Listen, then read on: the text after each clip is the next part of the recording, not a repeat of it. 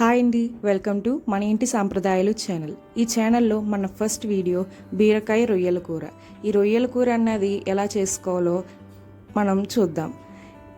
దీనికోసమని నేను ఒక బీరకాయని, ఒక ఉల్లిపాయని చాప్ చేసుకున్నాను. అందులోకి జీలకర్ర, చికెన్ మసాలా, కరివేపాకు, రొయ్యలు అయితే వేసుకున్నాను. ఫస్ట్గా స్టవ్ మీద దాకా పెట్టుకొని అందులో మనం కావాల్సినంత ఆయిల్ వేసుకోవాలి. ఈ ఆయిల్ అన్నది మనం చేసుకునే క్వాంటిటీ బట్టి డిపెండ్ అయి ఉంటుంది. ఇది ఆయిల్ అన్నది కొంచెం మరిగిన తర్వాత అందులో ఒక టీ స్పూన్ జీలకర్ర అయితే వేసుకున్నాను. వేసుకున్న జీలకర్ర కొంచెం చిటపటలాడిన తర్వాత నేను చాప్ చేసుకున్న ఒక ఆనియన్ని అందులోకి వేసుకుంటున్నాను. వేసుకున్న ఆనియన్ని మనం బాగా మిక్స్ చేసి ఫ్రై చేయాలి.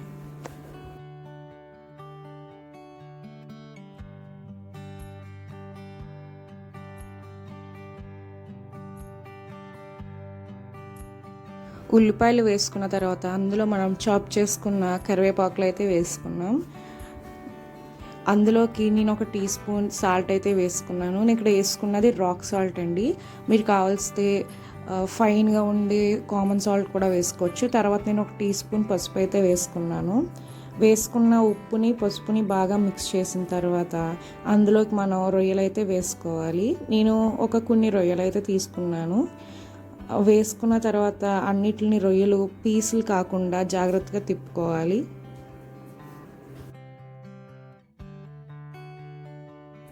జాగ్రత్తగా మిక్స్ చేసిన తర్వాత నేను ఒక టీ స్పూన్ అల్లం వెల్లుల్లి పేస్ట్ అయితే వేసుకున్నాను. ఇది వేసుకోవడం వల్ల మనం రొయ్యల నుంచి వచ్చే ఎలాంటి నీచుకొంపైనా సరే తగ్గిపోతుంది. సో నెక్స్ట్ వేసుకున్న వాటిని బాగా మిక్స్ చేసిన తర్వాత దాన్ని మగ్గపెట్టుకున్నాను. తర్వాత నేను అందులోకి నేనైతే 2 బీరకాయలు తరిగి వేసుకున్నాను. మీరు క్వాంటిటీ బట్టి మీరు వేసుకోవచ్చు. వేసుకున్న బీరకాయలని తర్వాత బాగా మిక్స్ చేయాలి.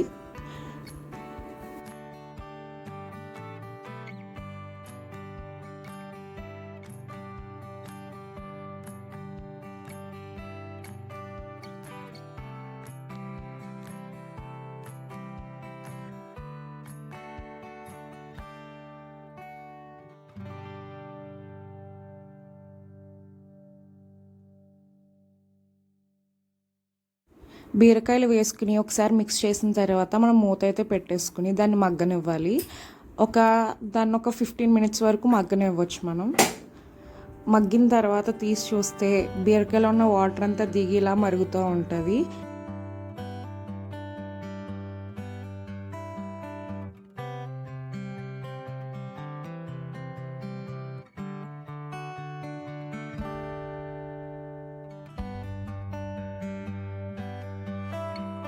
అలా మగ్గుతున్న కర్రీలోకి నేను 2 టీ స్పూన్స్ కారం అయితే వేసుకున్నాను. మీకు కూడా కావాల్సినంత వేసుకోవచ్చు.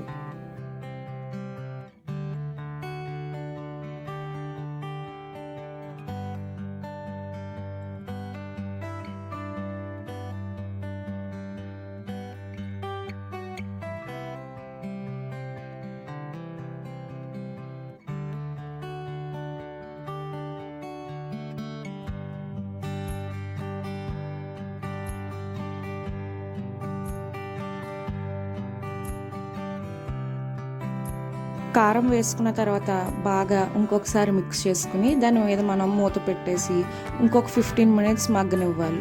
మగ్గిన తర్వాత ఇది ఇలా ఉడుకుతూ ఉంటుంది. అందులో ఉన్న వాటర్ మనం మరిగే వరకు అలా తిప్పుకుంటూ అప్పుడప్పుడు చెక్ చేసుకోవాలి కింద అడుగంటకుండా. ఇప్పుడైతే నేను ఇందులోకి ఒక గ్లాస్ ఆఫ్ వాటర్ అయితే వేసుకుంటున్నాను. వేసుకున్న తర్వాత ఇంకొంచెం సేపు మనం మూత పెట్టి ఉంచుకుంటే అది బాగా మగ్గి కర్రీ అన్నది టేస్టీగా వస్తుంది.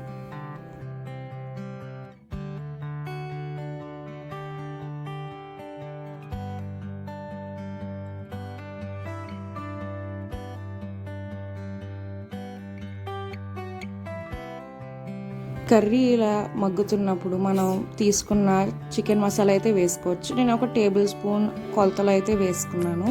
ఇది అన్నది ఆప్షనల్ అండి, మీరు కావాల్సితే వేసుకోవచ్చు, లేకపోతే లేదు.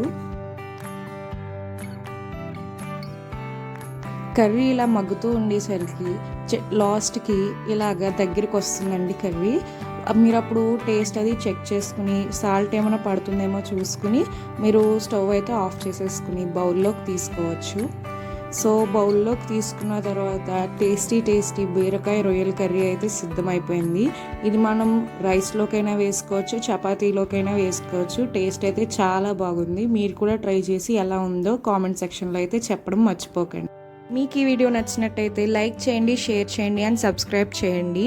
ఈ ఛానల్లో వంటలే కాకుండా పండగల సీజన్లో మనం చేసుకోవాల్సిన పూజలు, పిండి వంటలు మరియు క్రాఫ్ట్స్ కూడా ఈ ఛానల్లో అప్లోడ్ చేయబడతాయి.